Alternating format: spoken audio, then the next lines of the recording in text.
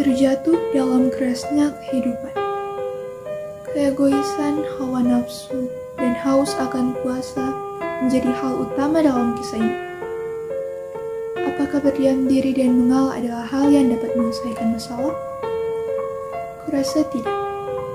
Inilah kisah negeriku, penuh kecaman dan penindasan, namun ada pribadi yang agung yang telah membuat kami terus penuh dengan semangat. Hal ini kini menjadi sebuah sejarah, sebuah hal yang dipelajari oleh semua orang yang ada di bangsa Indonesia. Akhirnya, benua India. Kapten, turunkan jangkar ke pelabuhan sana. Baik, Tuan. Akhirnya, setelah 3 bulan perjalanan di atas air sampai juga. Bagaimana jika kita berkeliling dulu? Ketika mereka sedang berkeliling, mereka menjumpai beberapa penduduk.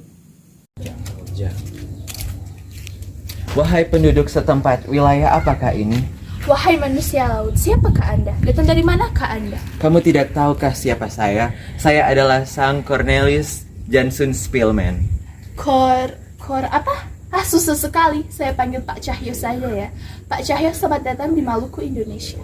Hah, Maluku? Ini bukan India. Ini Indonesia, Pak, bukan India. Beberapa gubernur jenderal ini sebenarnya sudah mengetahui bahwa tempat yang mereka temui sekarang adalah Indonesia. Namun mereka menutupi tujuan mereka, yaitu ingin memonopoli perdagangan yang ada di Indonesia. Ya sudah.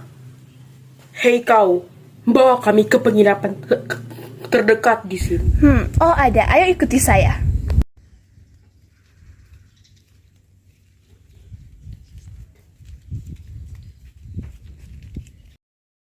Cornelius, Antonio, dan Johan pergi ke penginapan, namun di tengah perjalanan, Cornelius tertuju pada tanaman yang dijual oleh rakyat.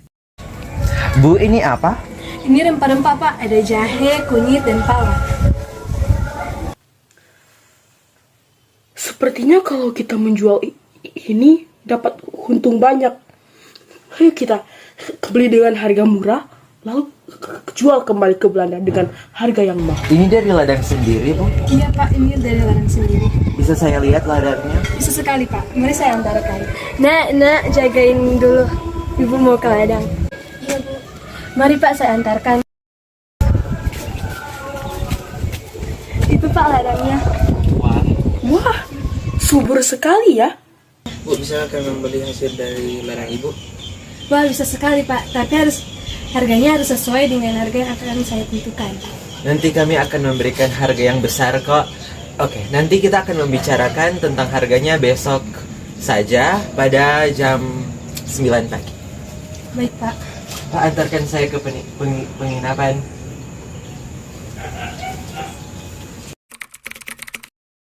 Bu, kami sudah ada.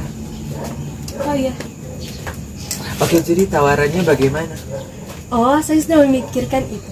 Nah, saya sudah memikirkan untuk setiap 1 kilogram hasil panen saya akan jual kurang lebih 3 juta.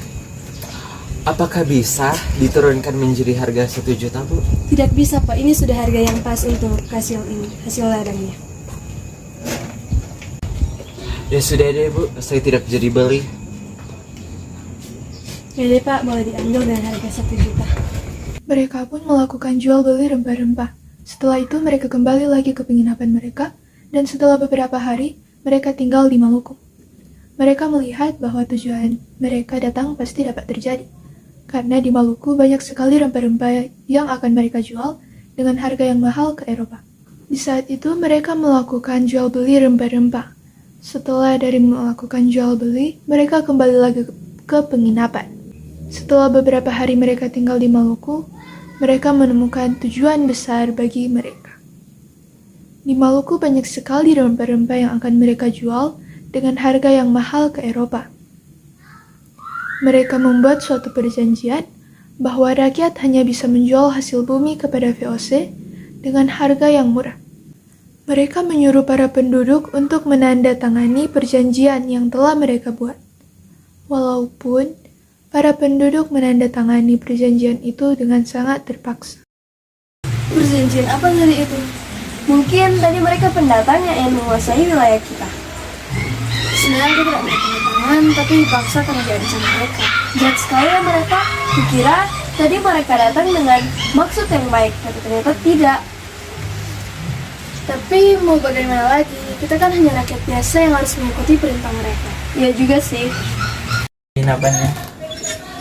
Kalau penjualnya seperti ini, kita akan cepat. Bagaimana jika kita membeli ladang itu dengan harga yang murah? Ide yang bagus. Beberapa hari kemudian mereka mencari penduduk sekitar untuk membeli lahan mereka tapi dengan harga yang sangat murah. Permisi, saya Cornelis dari VOC akan membeli lahan kamu dengan harga 1 juta. Maaf Pak, tapi ladang sebesar itu terlalu murah dengan harga yang Bapak tentukan. Kalian lupa dengan perjanjian yang telah kita buat. Tapi Kalian kan sudah menandatangani perjanjian sudah kita buat. baik Pak, maaf. Mereka pun merasa sangat puas dengan apa yang mereka lakukan, karena mereka akan mendapatkan keuntungan yang sangat besar. Tapi penduduk yang ada di sana merasa takut dan tertekan dengan keberadaan mereka. Aduh, rugi besar kalau kita terus-menerus seperti ini. Iya, lebih baik aku tidak menandatangani perjanjian itu. Tapi apa boleh buat? Mereka hanya pendatang, tapi mereka merasa yang paling berkuasa di sini. Kalau begitu, sampai kapan kita akan hidup ditekan terus oleh mereka? Padahal kita sudah bekerja dengan keras, tapi mereka hanya membeli dengan nilai yang sekecil itu.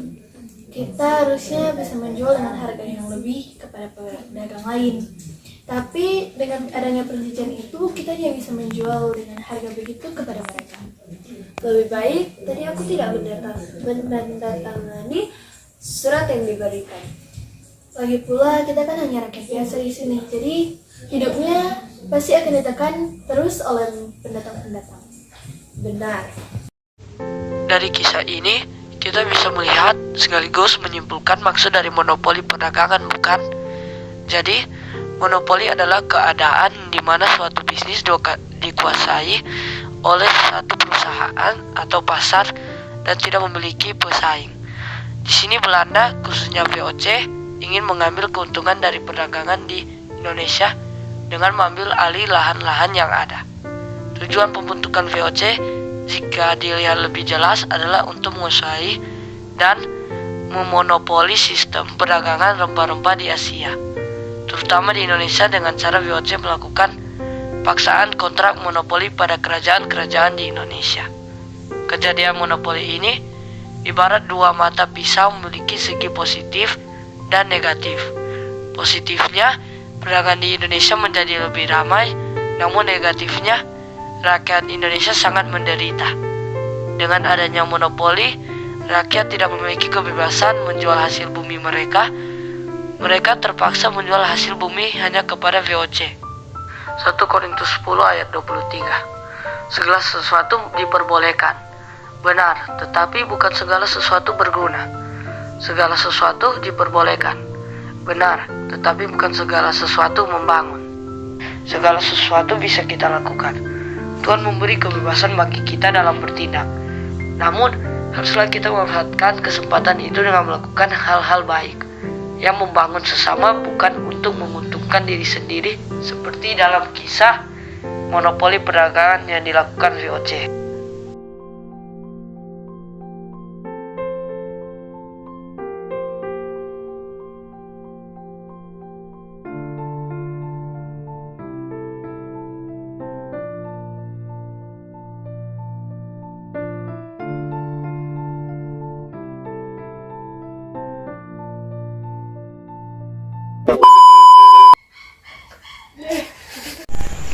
Akhirnya Plastic side-eye.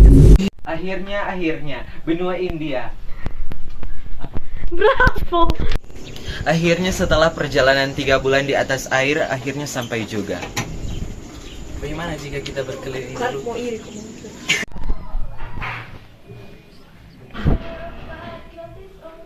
Tak berhenti tersenyum.